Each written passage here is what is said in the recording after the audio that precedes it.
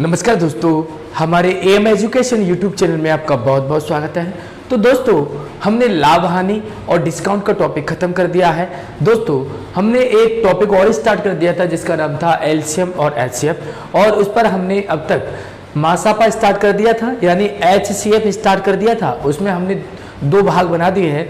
दोस्तों, आज हम इसका तीसरा भाग बनाने जा रहे हैं, और दोस्तों बिल्कुल इसको एलसीएम और एचसीएफ के टॉपिक को पूर्ण करके ही इसके बाद में दोस्तों हम टाइम एंड वर्क का टॉपिक स्टार्ट करेंगे। तो दोस्तों, अगर अभी तक आपने हमारा चैनल सब्सक्राइब नहीं किया है तो जल्दी से सब्सक्राइब कर लें और बेल आइकन को दबा लें, जिससे आने वाली वीडियो की नोटिफिकेशन जल्दी से आपको मिल जाए। आइए दोस्तों, अगला सवाल जो देखते हैं, जो हमने एलसीएम का सवाल जो करा रहे थे उससे आगे जो भी सवाल है आज हम दोस्तों उनको पढ़ेंगे। ठीक है, तो दोस्तों सवाल क्या है? पहला, वह बड़ी से बड़ी संख्या कौन सी है जिससे 964, 1238 तथा 1400 को विभक्त करने पर क्रमशः 41, 31 तथा 51 शेष बचे, यानी 964, 1238 और 1400। 964, 1238 और 64, इसको विभक्त करने पर दोस्तों शेषफल जो बचे हैं वो शेषफल है आपके 41, 31 और 51। कितने दोस्तों? 41, 31 और 51। दोस्तों, जब भी संख्याएं विभक्त करने की बात करें और उनके शेषफल बात करें तो दोस्तों हम क्या करेंगे, इनमें से हम दिए गए शेषफलों को जितनी संख्याएं दे दी जाएं उतने ही शेषफल दिए गए होंगे, उनमें से हम इनको क्या कर देंगे दोस्तों, घटा लेंगे। पहला काम क्या करेंगे, जो भी शेषफल बचाने हैं उनको उसमें से घटा लेंगे, और जैसे ही आप घटाओगे दोस्तों, यहाँ से 3 बचेगा, यहाँ से 2, 923। दोस्तों इधर से घटाओगे तो आपका ये बचेगा 1207, और दोस्तों इधर से घटाओगे तो आपका बचेगा 1349। कितना बचेगा? 1349। दोस्तों इनका हम क्या ले लेंगे, मासापा ज्ञात कर लेंगे। जब बड़ी संख्या आपको नजर आए तो इसका इसमें डिवाइड कर दो, इसका इसमें। भाग विधि मैंने आपको बताया था, तो दोस्तों देखेंगे हम 923 का दोस्तों हम डिवाइड करेंगे 1207 में, यानी एक बार जाएगा 923 और घटाएंगे तो यहाँ से 4 बचेगा, 10 में से 2 गया तो 8 बच गया, 11 में से 9 गया तो 2 बच गया। अब दोस्तों यहाँ पर इस तरह से भाग वाला निशान बना करके इस संख्या को उठा के दोस्तों हम इधर रख देंगे। ठीक है, फिर इसका करेंगे हम, तो लगभग यहाँ पर देखेंगे दोस्तों 4 बार तो नहीं जा पाएगा, 4 बार जाएगा तो 4 दूनी 8, लेकिन 8 4 8 32, तो 3 ज्यादा हो जाएगा, यानी लगभग 3 बार जाने की संभावना है।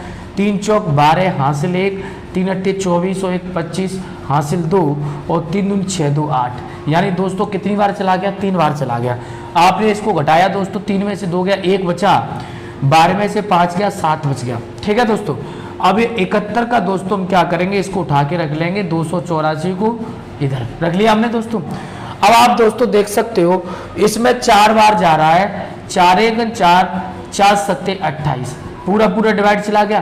कितने से आ रहा है दोस्तों? 71 से पूरा पूरा डिवाइड चला जा रहा है। तो यही हमारा एचसीएफ होगा, लेकिन तब होगा, पहले मैं इसमें भी इसका डिवाइड करके देख लूंगा। ठीक है, तो मैं आपको यहाँ पे दिखा देता हूँ कि 71 का मैं इसमें डिवाइड कर रहा हूँ कितने में? 1349 में। ठीक है दोस्तों, तो 1349 में गुणा करेंगे दोस्तों, तो ये एक बार ही जा रहा है, 71 1 71, यहाँ से दोस्तों घटाया तो यहाँ से 3 बचा, और 13 में से 7 गया तो 6 बचा। ठीक है, अब यहाँ 9 ताल लिया।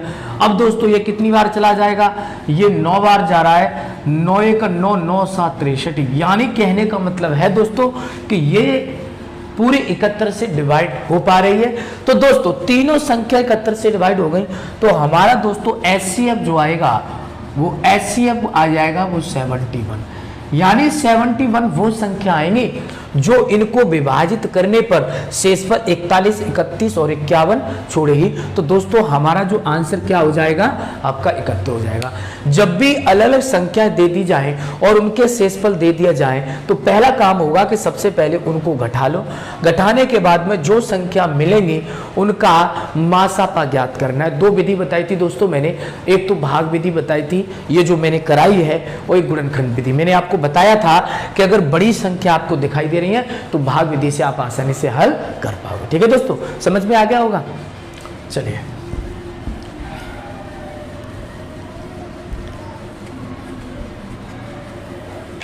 तो आपका दोस्तों इसका आंसर कितना हो गया? 71, 71 इसका आंसर हो गया। ठीक है दोस्तों, चलिए अगला सवाल देखते हैं दोस्तों। दूसरा सवाल क्या है?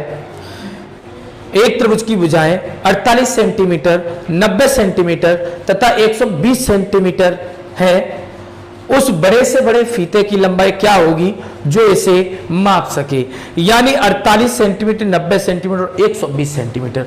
तो दोस्तों सवाल में 48 सेंटीमीटर, 90 सेंटीमीटर और 120 सेंटीमीटर के ये फीते दिए गए हैं। ठीक है, तो हमें इसमें एक ऐसा फीते की लंबाई निकालनी है जो तीनों को माप सके। तो तीनों को बड़े से बड़े की बात करें तो HCF की बात होती है, यानी मासा की बात होती है। तो दोस्तों हम क्या करेंगे, इसे हमें 48, 90 और 120 का क्या लेना पड़ेगा? HCF निकालना पड़ेगा। तो दोस्तों ये छोटी संख्या है, हम आराम से इसको डिवाइड कर पा रहे हैं। 4 से डिवाइड कर नहीं हो रहा है तो पहले 2 से कर ले, तो 24 बार चला गया। 2 से किया तो दोस्तों 45 बार चला गया और 2 से दिया तो ये 60 बार चला गया। अब ये 2 से डिवाइड ये हो जाएगा, पर ये 2 से डिवाइड नहीं होगा। तो दोस्तों हम 3 से देंगे तो 3 अट्ठे 24, 15 3 45 और 3 से ये 20 बार। यानी दोस्तों 3 से भी डिवाइड अब नहीं हो पाएगा, क्योंकि 8 में 4 से जा सकता है, 2 से जा सकता है, लेकिन इसमें 2 से 4 से नहीं जाएगा। इसमें 4 से जा सकता है, 5 से जा सकता है, 5 से इसमें जा सकता है, पर इसमें नहीं। यानी अब किसी संख्या से इसमें डिवाइड होने वाला नहीं है। तो दोस्तों हम ये देखेंगे कि हमारे पास 2 संख्या आएगी, 2 गुणे 3 यानी 2 गुणा 3, और जैसे ही मल्टीप्लाई करोगे तो कितना आ जाएगा? 6। यानी 6 सेंटीमीटर का फीता ऐसा होगा जो 48 सेंटीमीटर, 90 सेंटीमीटर और 120 सेंटीमीटर के फीते की लंबाई को आराम से पूरा माप सकते हैं। ठीक है, तो दोस्तों आपका आंसर क्या होगा? जब बड़े से बड़े की बात करेगा तो हम उसका HCF निकालेंगे। तो आपका आंसर हो जाएगा दोस्तों 6 सेंटीमीटर। ठीक है, समझ में आ गया होगा। आप ऐसे सवाल मिले तो आराम से कर सकते हो। ठीक है, वैसे तो मेरी क्लास लेने के बाद में आपको कोई भी सवाल ऐसा छूटेगा नहीं जिसे आप नहीं कर पाओगे। ठीक है, जब आप किसी भी चीज़ की तैयारी कर रहे हो।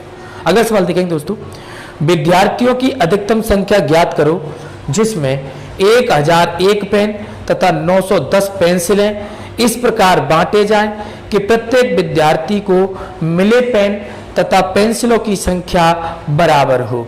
मिले पेन तथा पेंसिलों की संख्या क्या हो दोस्तों?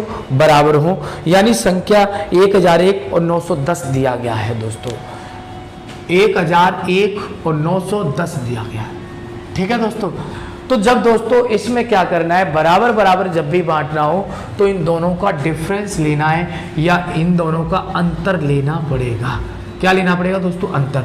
तो इसमें से घटाएंगे तो 1 बचेगा दोस्तों। ठीक है, और 10 में से घटाएंगे 1 तो कितना बचेगा? 9। अब ये भी 9 रह जाएगा और ये भी 9, यानी 91 बचेगा दोस्तों। यही आपका आंसर हो जाएगा। जब भी बराबर बराबर बांटने की बात करें और 2 संख्या दे दी जाए तो दोस्तों दोनों का जो डिफरेंस होगा वही आपका आंसर हो जाएगा। ठीक है दोस्तों, समझ में आ गया। तो ये आपका तीसरा सवाल हो गया। आप आसानी से कर सकते हो, अगर ऐसे सवाल मिले तो आप किसी भी किताब से कर सकते हो। चलिए नेक्स्ट सवाल क्या है दोस्तों,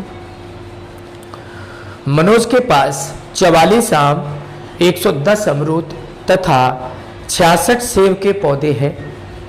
वह इन्हें पंक्तियों में इस प्रकार लगाना चाहता है कि प्रत्येक पंक्ति में एक ही प्रकार के पौधे हों तथा पौधों की संख्या भी समान हो। यानी एक ही प्रकार की पौधे और पौधों की संख्या भी समान हो। तो ऐसी कम से कम कितनी पंक्तियां बनाई जा सकती हैं, हमें बताना है दोस्तों। ऐसे कम से कम कितनी पंक्तियां बनाई जा सकती हैं। यानी 44 अमरूद, 44 आम, 110 अमरूद और 66 सेब।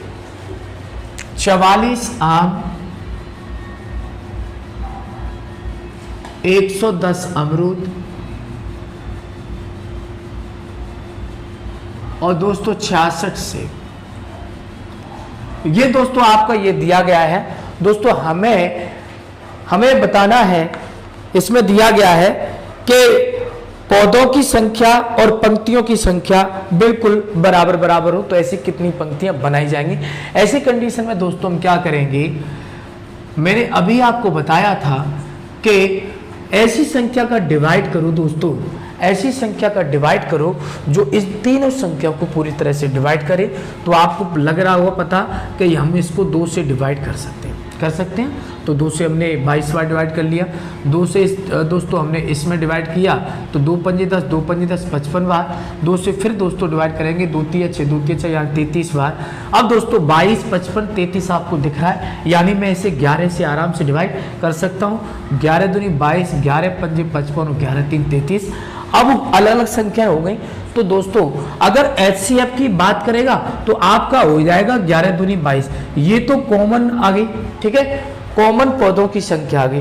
तो पौधों की संख्या टोटल कितनी हो जाएगी, कॉमन पौधों की, हर पंक्ति में कितने पौधे लगाने पड़ेंगे, तो समान पौधों की संख्या, समान पौधों की संख्या की अगर बात करें दोस्तों, पौधों की संख्या, तो हर एक पंक्ति में उसे 22 पौधे लगाने पड़ेंगे। ये तो समान कॉमन आ गया, ठीक है। लेकिन दोस्तों ध्यान रखना है, टोटल पंक्ति कितनी होंगी, 2 पंक्ति तो यहां बनाई गई, 5 पंक्ति यहां बनाई गई और 3 पंक्ति यहां बनाई गई, ठीक है, समझ में आ रहा है। क्योंकि 22 चौक 44 2 पंक्ति में आ गए, 22 पंजे 110 5 पंक्ति में आ गए और 22 तिया 66 3 पंक्ति।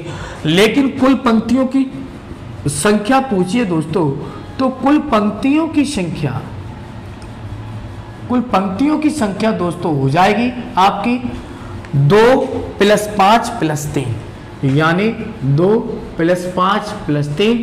टोटल कुल पंक्तियों की संख्या जो दोस्तों हो जाएगी वो कितनी हो जाएगी, 10। यही आपसे पूछा था कि समान पौधे लगाए जा रहे हैं और समान पौधे कितने लगाए जा रहे हैं, 22, और कुल पंक्तियां कितनी होंगी, 10। यानी 44 जो अमरूद के पेड़ लगा रहे थे वहां पर, आम के पेड़ लगा रहे थे वहां पर 2 पंक्तियां होंगी, अमरूद के पेड़ में 5 पंक्तियां होंगी और सेब के पेड़ में 3 पंक्तियां होंगी और बराबर बराबर पौधे लगाए हैं। यही आपके 2 आंसर हो जाएंगे। पौधों की संख्या पूछे तो 22 और कुल पंक्तियां कितनी हैं तो दोस्तों 10 होगा। ये आपको बहुत अच्छी तरह से समझ में आ गया होगा।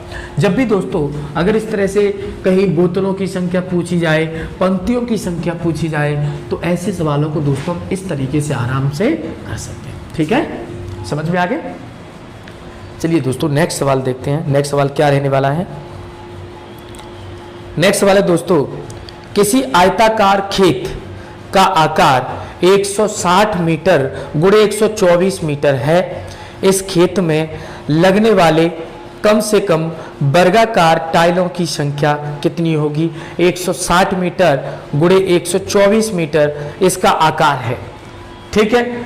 आकार जो दोस्तों दे रखा है, आकार वो कितना दे रखा है, 160 मीटर गुणे 124 मीटर। ये खेत का दोस्तों आकार दे दिया है, हमें इसमें वर्गाकार टाइलों की संख्या बतानी है। तो सबसे पहले दोस्तों हम क्या करेंगे, 160 और 124 का हम कॉमन ऐसी संख्या निकालेंगे जो दोनों को डिवाइड कर पा रही हो, यानी उसका HCF निकालेंगे। तो दोस्तों 4 से मैं इसे डिवाइड कर सकता हूँ, 4 चौक 16, 4 से सिर्फ 4 × 12, 4 × 1 4। अब दोस्तों आप देखोगे कि ये 40 और ये 31 दोनों ही अलग अलग संख्याएं हो गई हैं, तो और कोई संख्या से विभाजित नहीं हो पाएंगे। तो कॉमन जो हमारा ये कॉमन जो HCF यानी एक भुजा जो वर्गाकार टाइल की एक भुजा जो दोस्तों निकल के आ जाती है, मान लो वर्गाकार टाइल है, एक भुजा 4 सेंटीमीटर निकल के आ जाती है, तो वर्गाकार है तो दूसरी भुजा भी कितनी होगी दोस्तों, 4 सेंटीमीटर होगी। तो दोस्तों यानी इस टाइल की अगर क्षेत्रफल देखेंगे तो लंबाई गुणा चौड़ाई, यानी इस वर्गाकार टाइल का क्षेत्रफल ये हो जाएगा, वर्गाकार टाइल का क्षेत्रफल ये दोस्तों हो जाएगा टाइल का क्षेत्रफल। किसका क्षेत्रफल, लेकिन खेत का क्षेत्रफल ये है। तो दोस्तों हमें टाइलों की संख्या ज्ञात करनी, क्या ज्ञात करें दोस्तों, वर्गाकार टाइलों की संख्या। वर्गाकार टाइलों की संख्या ज्ञात करने के लिए दोस्तों आपको करना क्या था कि जो खेत का जो एरिया दे रखा है दोस्तों 160 गुणे 124 ये, और वर्गाकार टाइल का जो एरिया निकाला हमने 4 गुणे 4, ठीक है। एक भुजा हमने 4 निकाली थी इसकी कॉमन, वो वर्गाकार के लिए वो भी उतनी होगी। तो दोस्तों हम क्या करेंगे, हमने इसका डिवाइड किया तो ये 40 बार गया, इसका इसमें डिवाइड किया तो 31 बार चला गया, 4 बार है 4 एकम 4। इसका हम गुणा करेंगे, यानी 40 का 31 में दोस्तों गुणा करेंगे तो पहले 0 रख लो, 4 एकम 4 और 4 3 12, यानी टाइलों की संख्या कितनी हो जाएगी 1240। तो उस खेत में 1240 टाइलों की जरूरत पड़ेगी। ठीक है दोस्तों, समझ में आ गया, अच्छी तरह से आ गया ना। चलिए, समझ में आ गया दोस्तों। तो सारे जितने भी एचसीएफ के सवाल हैं, मासापा के सवाल हैं, सभी को हल करिए और मुझे बताइए कि आपको कितना सीखने के लिए मिल रहा है, आप कितना सवाल हल कर पा रहे हैं। ठीक है, अगला सवाल देखते हैं दोस्तों। एक व्यक्ति के पास 945 भैंस तथा 2475 गाय हैं। वह इनको न्यूनतम समूह में इस प्रकार चराना चाहता है कि प्रत्येक समूह में एक ही प्रकार की जानवर हो। वे प्रत्येक समूह में इन जानवरों की संख्या भी समान हो। समूहों की कुल संख्या क्या होगी, हमें बतानी दोस्तों समूहों की कुल संख्या। जैसे अभी हमने पंक्तियों की संख्या बताई थी, इसी तरह से समूहों की संख्या पूछी गई है दोस्तों। 945 और 2475, 945 भैंस और 2475 गाय दे रखी है। यानी दोस्तों 945 भैंस और 2475 गाय भैंस और गाय, ये संख्या दे रखी है। हमें दोस्तों क्या करना था, मैंने भी आपको बताया था कि जब इनके समूहों की संख्या बतानी हो तो आपको क्या करना पड़ेगा दोस्तों, आपको करना है कि इसमें से कॉमन संख्या निकाल लें जो दोनों को विभाजित कर पा रही हो, नहीं उसका एचसीएफ निकालें।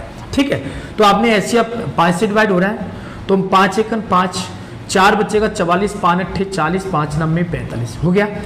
5 से इसे 5 चौके 20, 5 नाम 45, 55 25। अब दोस्तों ये 5 से तो नहीं हो रहा है तो कितने से हो जाएगा दोस्तों, 3 से भी हो सकता है। 3 चक्के 18, 3 त्रिका 9, 3 से ये भी हो रहा है, 3 एकम 3, 3 चक्के 18, 3 पंजे 15।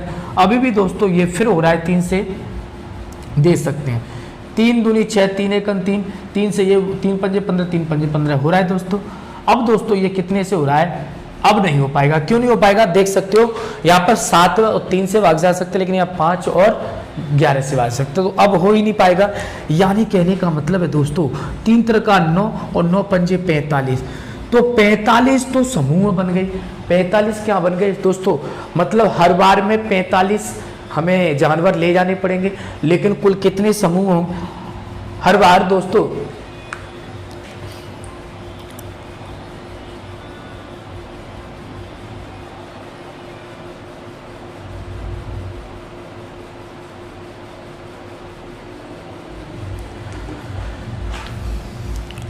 तो 3 त्रिका 9, 9 पंजे 45 दोस्तों। 45 तो हर एक बार उसे चराने हैं, लेकिन कुल 45 जानवर चराने पड़ेंगे, यानी भैंस और गाय 45 चरानी पड़ेंगे, लेकिन कुल कितने समूह बनेंगे। तो मैंने दोस्तों आपको बताया था कि जो समूह बनाने हैं, जो ये संख्या बचती है वही हमारी समूह की संख्या होती है।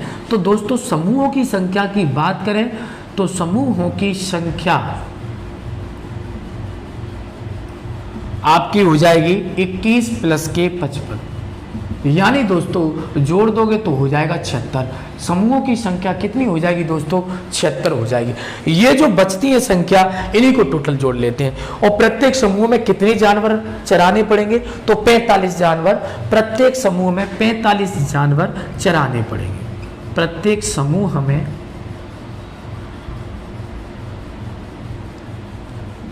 चराए जाने वाले